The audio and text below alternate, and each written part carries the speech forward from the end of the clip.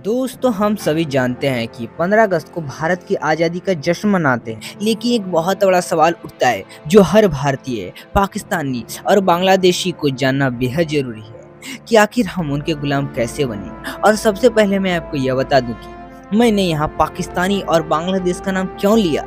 बता दूं कि बंटवारे से पहले यानी 1947 से पहले हम सब एक ही थे और यह इतिहास हम सब से जुड़ा हुआ है जो जानना बेहद जरूरी है। भारत की गुलामी के लिए कोई खास दिनांक या साल नहीं बताया जा सकता, लेकिन इतना मान सकते हैं कि 1757 में पलासी की लड़ाई के बाद भारत गुलामी की जंजीरों में जकड़ता चला गया, क्योंकि पलासी की लड़ाई में बंगाल जैसा एक बड़ा क्षेत्र ब्रिटिश ने अपने कब्जे में ले लिया, जिसके कारण अंग्रेज धीरे धीरे भारत के बाकी हिस्सों पर पकड़ बनाने में सफल होने लगे। उन्होंने भारत की सतह पर 1947 तक राज किया। आमतौर पर ऐसा कहा जाता है कि भारत लगभग 200 साल तक अंग्रेजों का गुलाम रहा।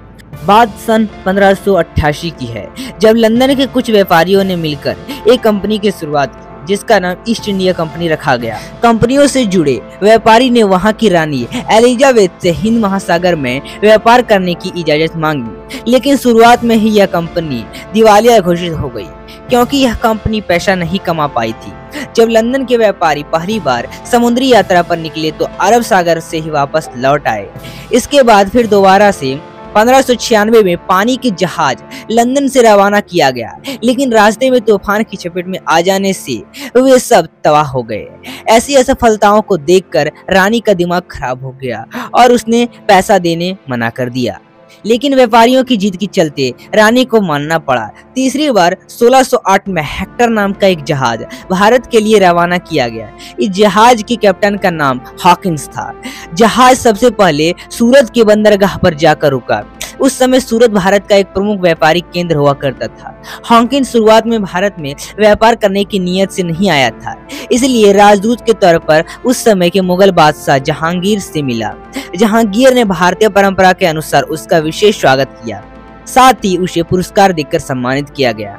शायद उस वक्त जहांगीर को इस बात का अंदाजा नहीं था कि जिस अंग्रेज कौम के नुमाइंदों को वह सम्मानित कर रहा है, एक दिन उसी कौम के वंशज भारत पर शासन करेंगे। ईस्ट इंडिया कंपनी ने वैसे तो व्यापार के बहाने दुनिया के लगभग सभी देशों को लूटा था, लेकिन भारत से जितना पैसा कमाया उतना ही किसी देश से नहीं कमाया, क्योंकि शुरुआत में अंग्रेज व्यापार करने के मकसद से आए थे तो उन्होंने देखा कि सूरत उस समय का सबसे धनवान प्रदेश था, क्योंकि वहां से एक्सपोर्ट और इम्पोर्ट के जरिए काफी मुनाफा होता था। अंग्रेजों को भारत से कपड़ा, स्टील और मसालों के बदले उनके वजन के बराबर सोना मिलता था। इसी कारण सूरत में उस समय हर घर में सोने के भंडार थे और इतना सोना था कि उनको सोना तोल कर रखना पड़ता था। अंग्रेजों का आने से पहले पुर्तगाली भारत आए थे, साथ ही जहांगीर को प्रश्न कर चुके थे, इसलिए हॉकिंस के सामने सबसे बड़ी चुनौती थी उन्हें रास्ते से कैसे हटाया जाए। इसलिए उसने बादशाह जहांगीर को पुर्तगालियों के खिलाफ भड़काना शुरू कर दिया। शुरुआत में उसे बहुत समस्या हुई, लेकिन धीरे धीरे वह अपनी योजनाओं में कामयाब हो गया। यही नहीं, वह जहांगीर से विशेष सुविधाएं और अधिकार लेने में कामयाब हो गया।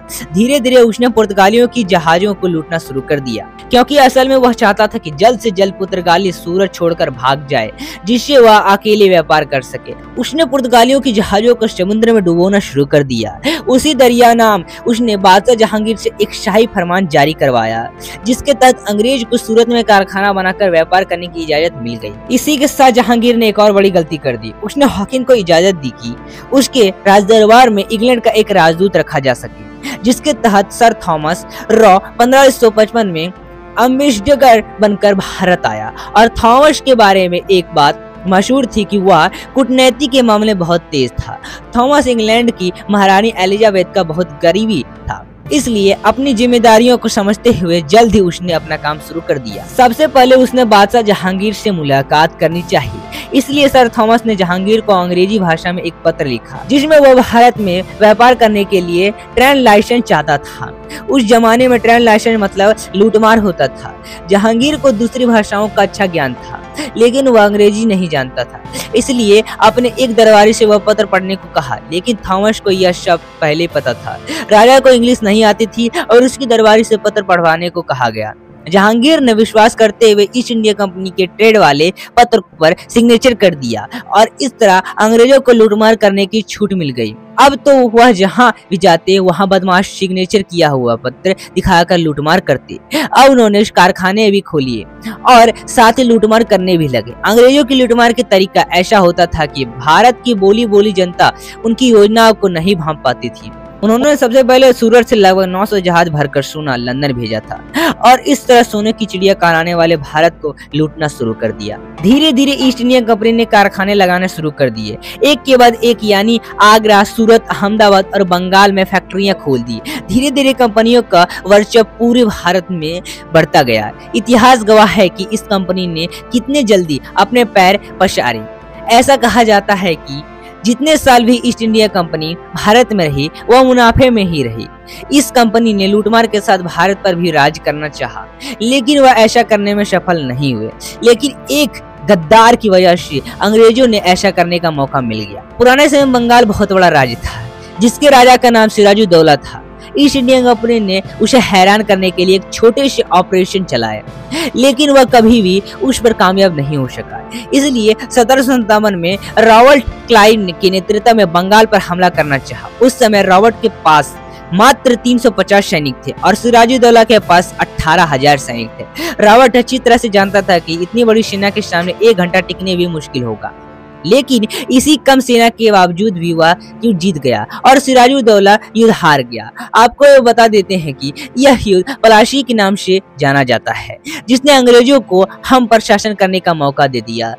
ऐसा कि सिराजुद्दौला का एक सेनापति था जिसका नाम वीर जाफर था। रॉबर्ट ने वीर जाफर को धन और सत्ता का लालच देकर अपनी ओर कर लिया। जब पलाशी का युद्ध हुआ तो वीर जाफर ने अपनी सेना को युद्ध बिना लड़ते संपन्न करने को कहा। इतिहास में इसको अंग्रेजों की जीत कहा गया और रॉबर्ट ने सिराजुद्दौला की पूरी सेना को बंदी बना लिया।